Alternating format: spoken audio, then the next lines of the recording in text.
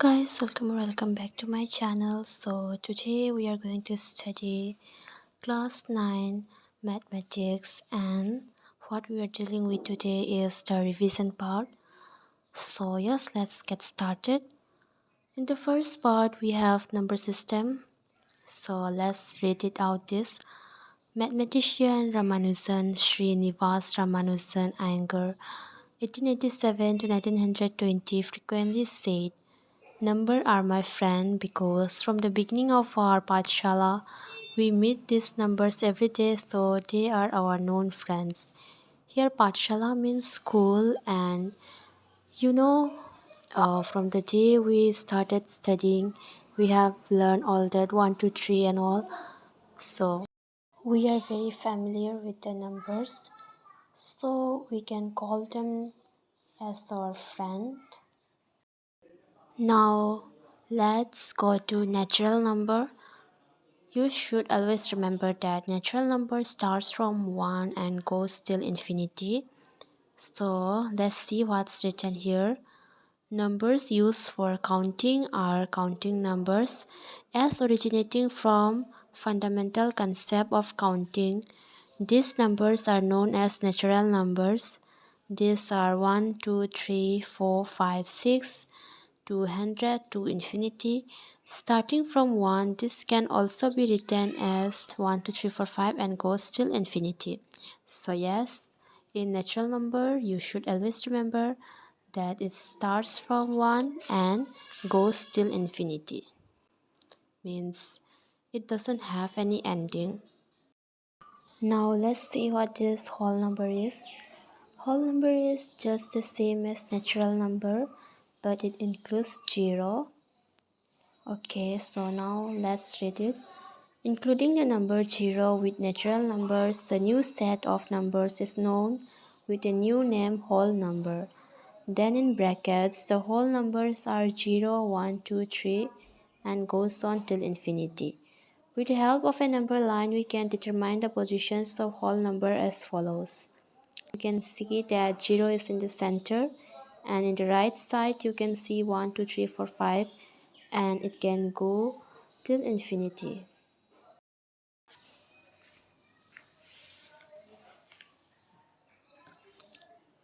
And here you can see, here on a straight line we take a fixed point, mark it with 0, and from that point marking at equal distances on right hand side we place 1, 2, 3, 4 and goes on till infinity. Okay, so now let's see what is integers. Collection of numbers obtained by taking -1, -2, -3 till infinity against 1, 2, 3 till infinity and including 0 are known as integers. Their positions on the number line are as shown below. Means you can see here that we have to place the 0 in the center, and on the right side we have to keep the numbers that are positive, that does not have negative sign, that is minus, and on the left hand side we have to put the numbers with the negative sign, that is minus.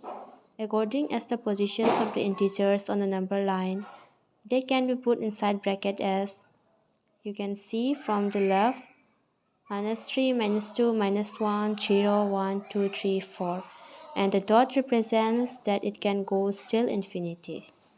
So guys, let's see what is rational numbers. Numbers which can be put in the form p by q, where p and q are integers with q is not equals to 0 are called rational numbers. Means you can put 1 by 2, 1 by 3 or 2 by 5 and so on.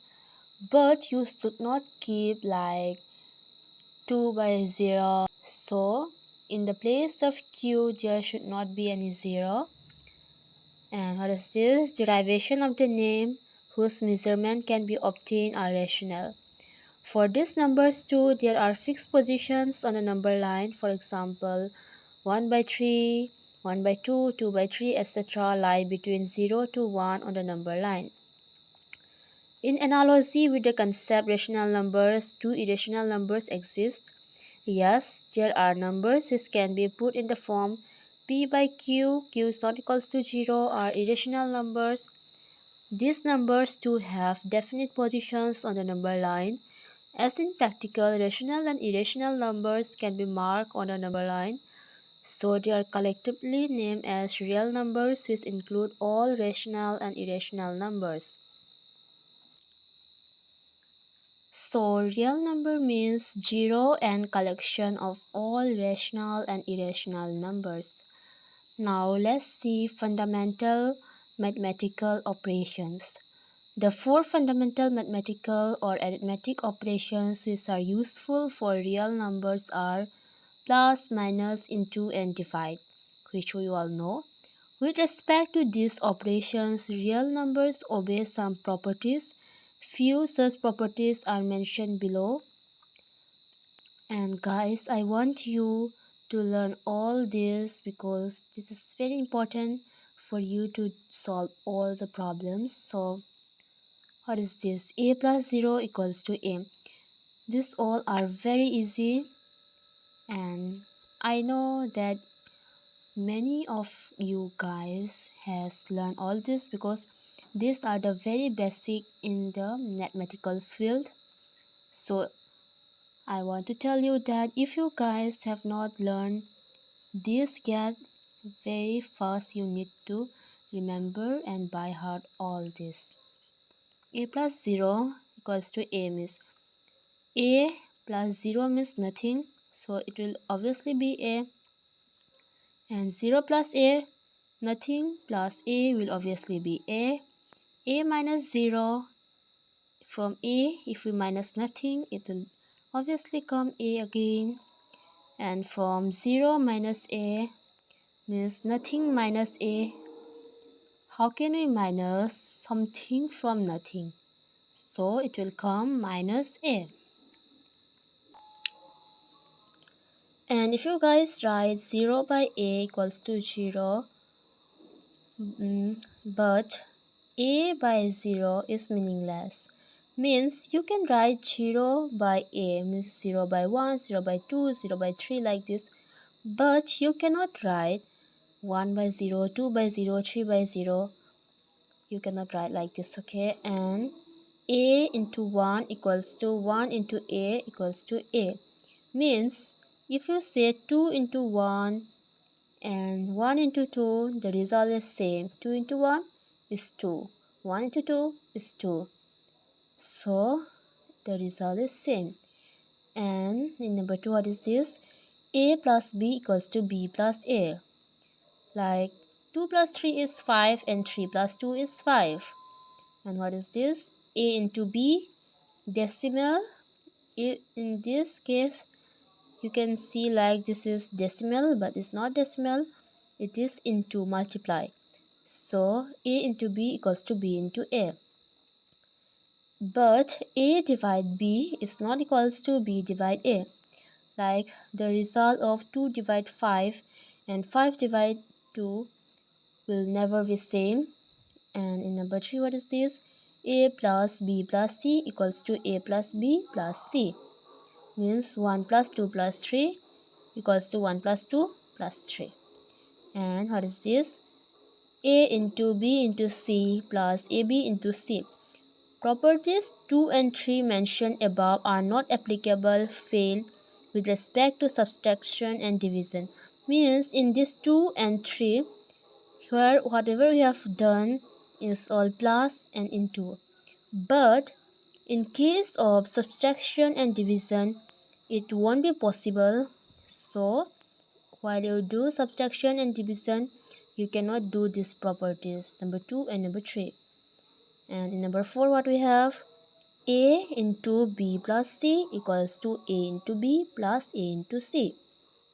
And a plus b into c equals to ac plus bc. For any distinct real number a, multiplication operation can also be expressed with the help of indices. For example, a into a equals to a square means 2 into 2 equals to 2 square, and a into a into a equals to a cube means 2 into 2 into 2 equals to 2 cube. Similarly, a into a and this dot dot dot means many are there, so we will take that as an n terms, n equals to a to the power n. And guys, here a, b, c, whatever is written, if you put 1 in a, then in case of b you cannot put 1, you have to change the number. And in case of c, again you have to change the number. Like in case of a you have put 1, then in case of b you have to put 2, in case of c you have to put 3. Like if your alphabet is not same, your number cannot be same. And what is this? A to the n means nth power of a into n is the index of a, and a is known as the base. Laws of indices are a to the power m into a to the power n equals to a to the power m plus n. If you write here 1 to the power 2 into 1 to the power 3, and in answer you have to write like this, 1 to the power 2 plus 3. And like this, similarly, a to the power m divided by a to the power n equals to a to the power m minus n. You have to remember all this, okay? And then what's this?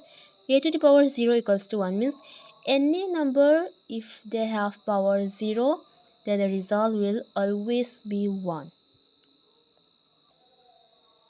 Here you can see a to the power minus n.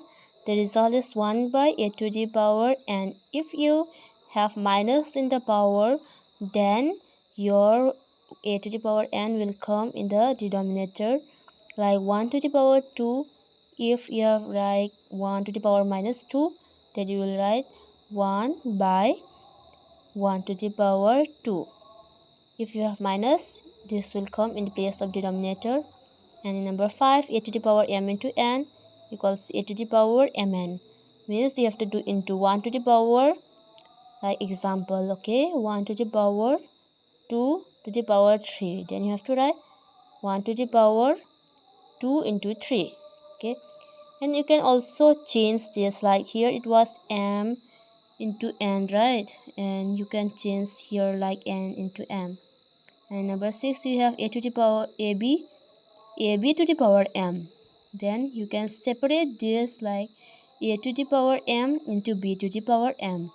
And if you also have a into b into c to the power m, you can also separate this a to the power m, b to the power m into c to the power m. And in number 7, a by b to the power m, this what will this be? Equals to a to the power m, b to the power m. And this a by b to the power m by n. A by b to the power 1 by n to the power m. Like, look at this. M, if you multiply this, m will come in the numerator and n will be in the denominator. So it is just the same like this. And you can also write like changing this, okay? M comes inside and 1 by n goes outside. And here a by b to the power minus n. You can also write b by a to the power n. But if you change the place of numerator and denominator, you have to remember that you have to remove the sign, because here it was minus. You can see here there is no minus. And you can also separate this like b to the power n, a to the power n. And I would like to tell you guys to write all these formulas in a paper and by heart all this, because all these are very important. If you can remember in one go, it's very good, but if you forget it, it will be very hard for you. Now let's look at the note of whatever we have learned. Number 1, the origin of natural number is 1. Using addition operation with 1, we get 1 plus 1 equals to 2, 2 plus 1 equals to 3, 3 plus 1 equals to 4, and it goes on. That is, we get innumerable natural numbers. So 1 is known as the generator of natural numbers. Number 2, integers 2, 4, 6, and whatever are of the form 2 into m, multiple of 2. M means multiple of 2. So these numbers are named as even numbers where m is an integer. I think you guys know what is integer. Minus 1, minus 2, minus 3, 0, 1, 2, 3, everything. Like positive number, negative number, including 0. Number 3, excluding all the even numbers from the collection of integers, the remaining integers are odd. Their general expression is 2m plus 1. means 2 into, if you say 2 into 1, 2 plus 1, 3. Means if you exclude all the even numbers from the collection of integers, the remaining integers are odd. Like this is very common. Now we can define even n odd integers with the help of division operation as if an integer is completely divisible by 2, then it is even, otherwise it is odd. Like if any number is means divisible by 2, it comes in a table of 2, or you can divide the number by 2, then it is very purely even, otherwise it is odd. Number 4, an integer can be expressed as the product of two or more integers, then they are known as the factors of the original integer. The integers which have only two factors and they are different. The factors are 1 and the number itself are called prime numbers. For example, 2 equals to 1 to 2, 5 equals to 1, 5 into 1, 11 equals to 11 into 1, etc. Look at here. An integer can be expressed as the product of two or more integers. Then they are known as the factors of the original integer. The integers which have only two factors and they are different. The factors are 1 and the number itself are called prime numbers. I think you get it this. And here are the examples. From the examples above, we can define prime number as the numbers whose factors are 1 and the number itself are called prime numbers. I think you guys can clearly tell the definition of prime numbers from there.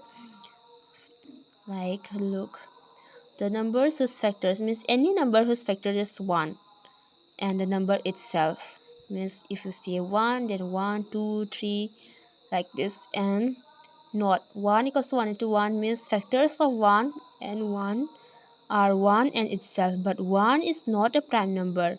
The factors are not different. 2 is the only even prime number, all other prime numbers are odd. Means if you see other even number like 4, 6, these are not prime number. Only 2 is the even prime number. So you have to remember this, okay?